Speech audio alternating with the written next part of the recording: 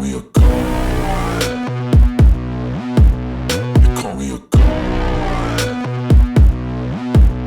They call me a god. They call me a god. Let's go. I'm about to go off like a weapon. Fuel to the top, gotta feel the vengeance. In my thoughts, Welcome back, everybody. Hit that like, hit that subscribe, comment down below. Let's have a nice little chat, football chat. Tell me what I'm doing wrong. Tell me I'm a dummy. But let's get right into this video. Today we're going to be talking about Vic Fangio again. I feel like I haven't talked about him for a while on this channel. And what just recently happened is that Vic Fangio was bragging to one of the offensive coordinators of the Kansas City Chiefs about this new defensive scheme that he has come up with for the Miami Dolphins this upcoming 2023 football year. And what I can tell you off of this is it is just oozing the confidence that Vic Fangio is bringing to this defense. And what I could say for a lot of you Dolphins fans that are watching this video right now and all the other videos that are on the different channels is that Vic Fangio is going to bring a different attitude for defense. And it is going to make us elite. It's going to make us one of the best defenses in the NFL. We're going to go over a couple of different things and why. I'm going to show you that our defense is going to be game-changing next year, and so is our offense. It's going to be such a complete team that if you're not excited about this upcoming year, I don't know how you can possibly not be. It's different than any other year that we've had, just based upon just the coaching staff. The coaching staff that we have right now with Vic Fangio it's going to be the best coaching staff in the NFL.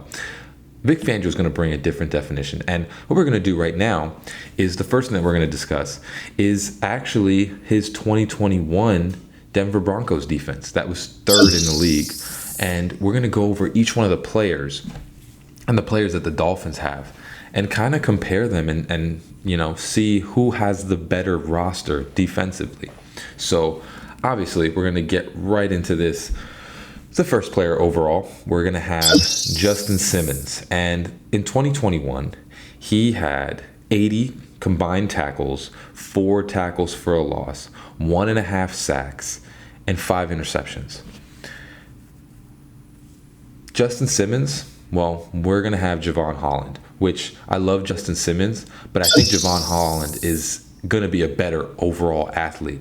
So far in his career, he's had some great numbers and he's had some bad. We're talking about Javon Holland here, but for the most part, Javon Holland has shown that he's getting interceptions, he hits hard, he gets tackles, he's leading the tackling on our team most of the years that he's been in the league, which is only a couple. But you're going to have Justin Simmons, and then you're going to put Javon Holland. This is going to be Miami's defense. Then the next one you're going to have is Kareem Jackson. That would be probably our Deshaun Elliott. And what I can say is they're basically the same type of player. You're going to have that hard-hitting safety. Kareem Jackson, he had 88 tackles, 1 tackle for a loss, 1 sack, and 1 interception, which is essentially the same statistics. Deshaun Elliott had a little more tackles as Deshaun Elliott. You're honestly getting the same player in Deshaun Elliott, probably just a little more athletic and a little bit harder hitting in Deshaun Elliott. So you're most likely going to be getting a better strong safety than what they had in Denver. We'll go to the corners. Patrick Surtain, it was his rookie year. He had a great year under Vic Fangio. So you're going to have 58 combined tackles, 1 tackle for a loss, 4 interceptions, which our Patrick Surtain is going to be Jalen Ramsey, which I love Patrick Surtain, but Jalen Ramsey has been the best corner in the league for, since he's been in the league, since he's been drafted. He has been the top corner, the guy to beat out of all of the corners. So honestly, you're getting an upgrade at the corner position from the Denver Broncos defense. Jalen Ramsey is going to be an upgrade to me than Patrick Surtain. Next guy, you're going to have Ronald Darby as your next guy. And that's going to be your Xavier Howard.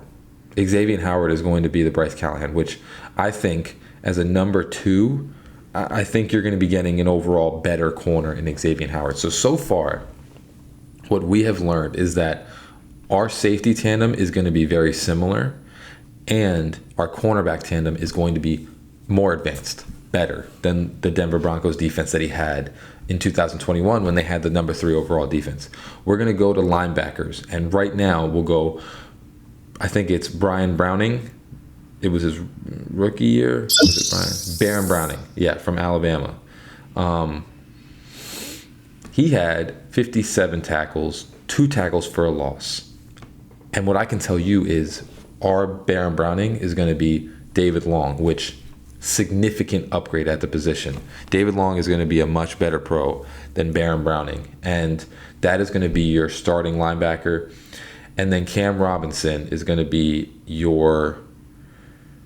Antonio Johnson is the second linebacker. And honestly, even though Jerome Baker is not going to be, in my opinion, the greatest linebacker, I think in this system, he's going to be much better. So already off the bat, because the statistics don't lie, Jerome Baker has way better statistics than most of their linebackers that they had on that team.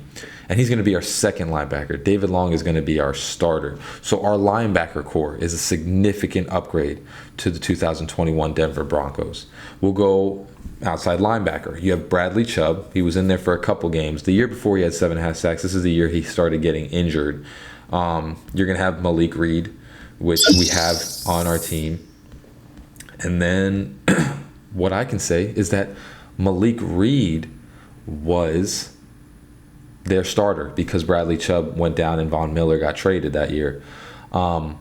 Here's what I can say to that is that right now, our starters are Bradley Chubb and Jalen Phillips compared to Malik Reed and Bradley Chubb. And then they shuffled in a couple other guys.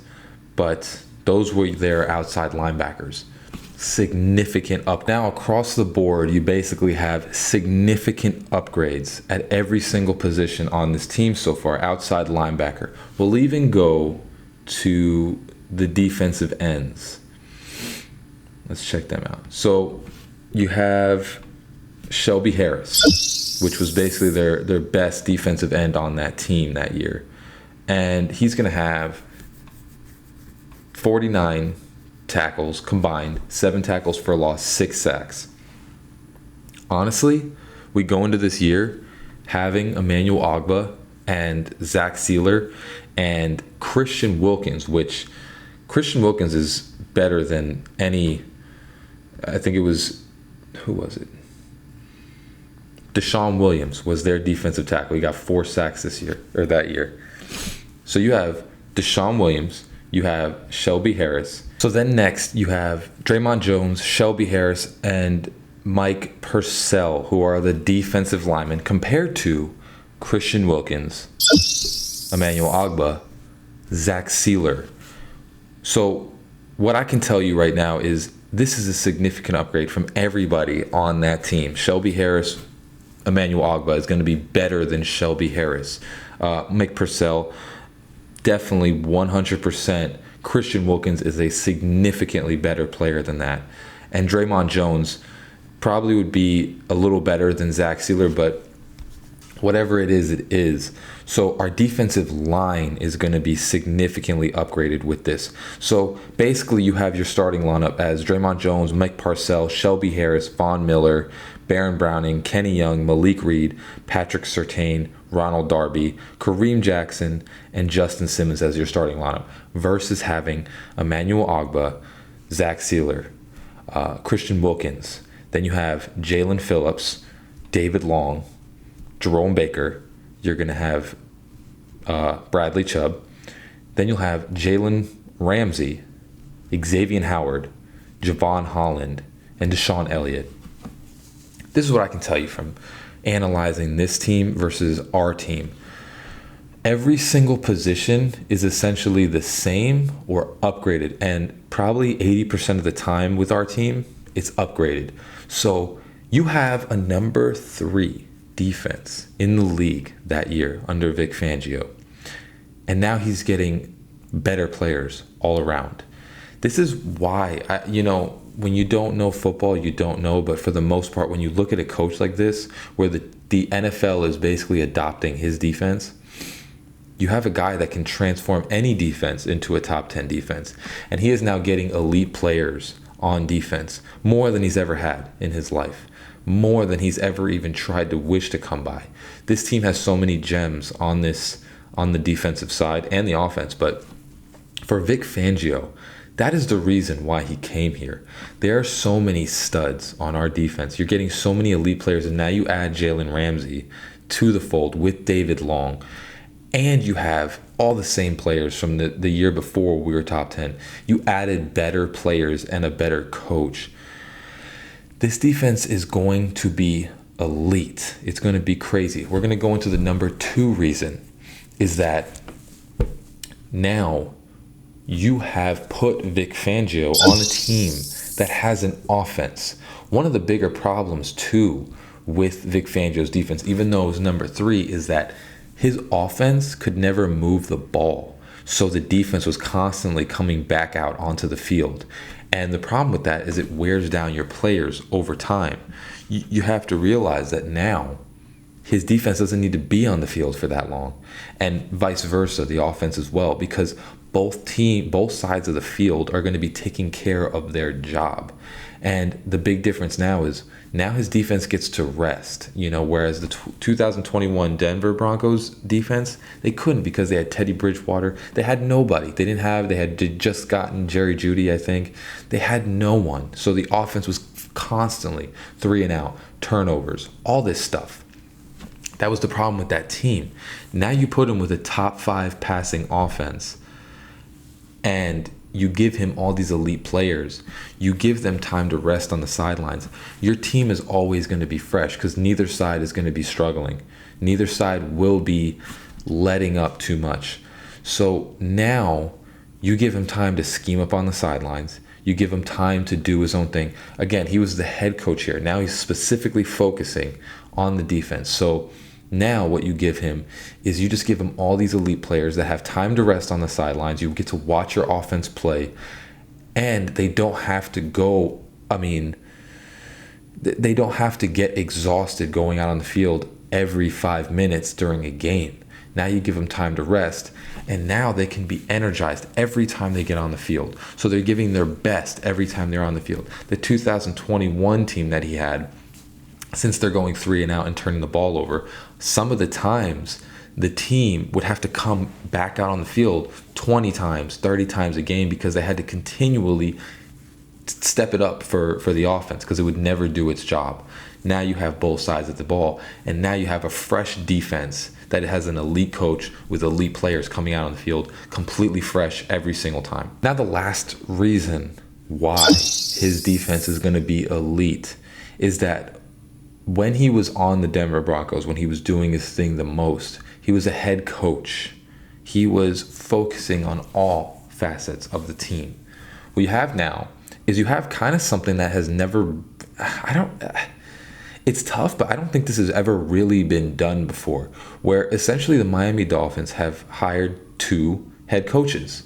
And it's completely new. I don't think I've ever seen that before, where you essentially have a head coach of the offense and you have a head coach of the defense. That's kind of what they did here. So you have both sides being able to focus on their own respective sides. Before, each guy had to focus on all things. Mike McDaniel had to focus on the defense. Vic Fangio had to focus on his offense as well. Now, what the Dolphins did is you hired both those guys to essentially be head coaches. It's a weird situation, but it's essentially coordinators. Mike McDaniel is the head coach, but Vic Fangio is honestly the head coach of the defense. So he focuses on that. Mike focuses on his thing, and then they coexist together, which, most of the time is very hard to do because both sides usually are so prideful that they're trying to get that title over someone, whereas Vic Fangio is being paid almost the same amount as Mike McDaniel. So now all he does is focuses on the defense, and you have your defense going out there all the time doing exactly what you want them to do, and Mike focuses on the offense. And then they collaborate to see who is going to get better. So now you have an offensive guy that is pretty much a genius that comes up with these super amazing schemes, And now he goes and talks to the defense coordinator that is also similar to him based upon the genius. And they both coexist. And then Vic Fangio asks Mike McDaniel certain things as well and kind of builds off of him too. So now you have two coaches that are now building off of each other that are both elite coaches for their respective things. Mike McDaniel offense, Vic Fangio defense. But now you have guys that are constantly trying to beat each other. And what would be crazy is that when you think about it, two different people that have had top 10 or less in their respective fields are now continually battling with each other to beat the other person. So now, to be honest, when you're facing other teams, it's not really that hard of an issue because you're facing the best every single time you meet up in practice. Now, you do that every single week, every single day, iron sharpens iron. This defense is going to be crazy. It's going to be nuts, and I can't wait to see it. Vic Fangio is going to transform this Miami Dolphins defense into the scariest thing in the league. Hope you enjoyed the video. Hit that like, hit the subscribe, join the family, baby. Like I always say, hope you have a great rest of your day. Fins up. Peace.